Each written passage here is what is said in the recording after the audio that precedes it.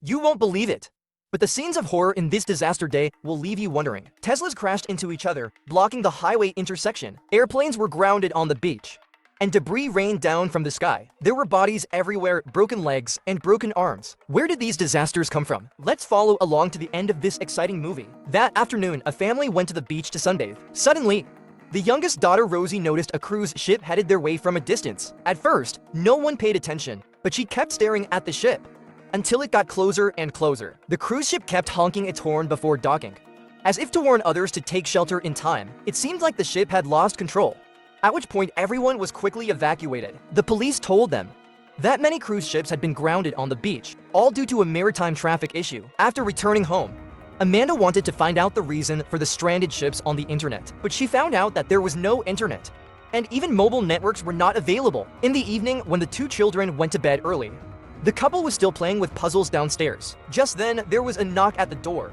and they cautiously opened it to see a man and a woman. The man said his name was Scott, and he was the owner of the villa. He had rented the villa to Amanda's family online, and he and his daughter wanted to return to the city, but they had gotten caught in a widespread power outage. Their house in the city was located on a high floor, and there was no elevator, so it would be difficult to climb up. So Scott wanted to stay in the villa with his daughter temporarily, but Amanda initially refused. Her family had come here to relax, and having other people living there would definitely affect their experience. Just then, Scott's daughter Ruth turned on the TV and saw an emergency announcement from the government, so Amanda agreed to let them stay. However, it seemed like the father and daughter were still hiding something from her about a bigger secret.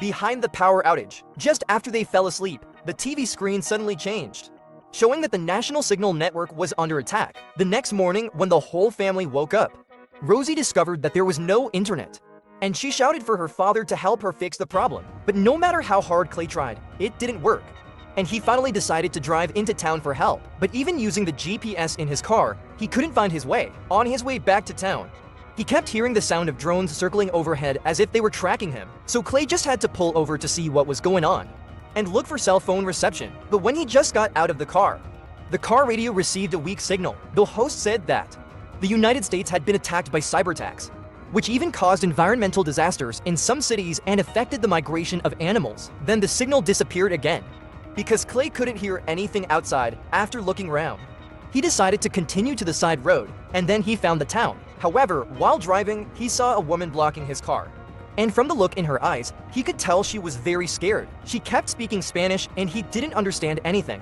For safety reasons, Clay closed the car window and left alone. But he didn't go far. He saw a drone silently scattering something red. Clay thought he was under attack, so he quickly turned and ran away. However, the drone flew faster, and soon he was overwhelmed by the things it was scattering. Then he could see clearly, they were red flyers. At the same time, Scott drove to his neighbor's house for help, then found that the neighbor's house seemed to have been ransacked. He opened the door and stepped into the neighbor's house, then only saw water flooding the floor, furniture shaking around, and many holes in the windows. But there was no one in the house. Scott found a satellite phone at his neighbor's house. He tried many times but still couldn't find a signal. Scott was just about to leave. Then he saw a lot of luggage lying on the beach not far from his neighbor's house. He approached to see what was going on, but only saw a watch worth millions of dollars on the beach. Scott was so scared that he fell to the ground, and he accidentally saw a dead pilot. He then shakily got to his feet and looked around, and he saw a plane that had crashed on the ground. Then he heard the sound of a plane again, and he turned around to see a plane flying towards him. It turned out that the mess and damage in this room was caused by water. When he returned to the villa, he told Amanda everything he had just seen. At that moment, a loud explosion was heard from nowhere, and a deafening buzzing sound suddenly filled everyone's ears. Amanda thought that hiding in the forest would be fine, but she soon realized that it was useless, and then the sound quickly stopped. At this point, Clay had returned, and he remembered the flyer he had just picked up from the drone, and he took it out to show his wife and Scott. The front had a strange painting on it, and they couldn't understand it, but the back had words. At this point, Clay's son Archie, although he didn't understand the words, realized that the meaning of the painting was the end of America, which had appeared in a game.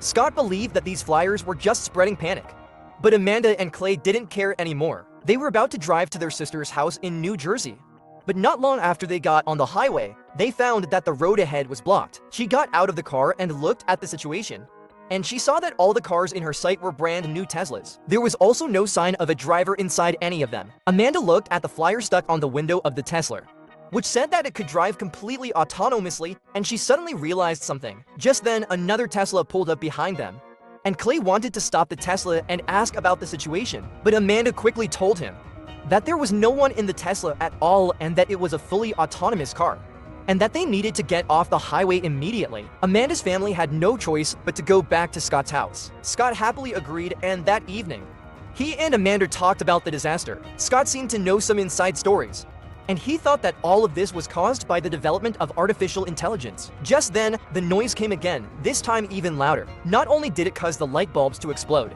but it also caused the neighbor's TV to explode. After the noise was over, Archie seemed to be ill, with a slightly hot forehead, and was sleeping soundly. After waking up in the morning, Archie vomited a lot of blood. Soon after, he discovered that his teeth had fallen out when they were gently pulled. Clay and Scott quickly took Archie outside to seek help. They wanted to go into the city to find a doctor, but the only highway leading into the city was blocked, so they had to find a neighbor nearby. Danny, the neighbor they asked for help, was very cautious.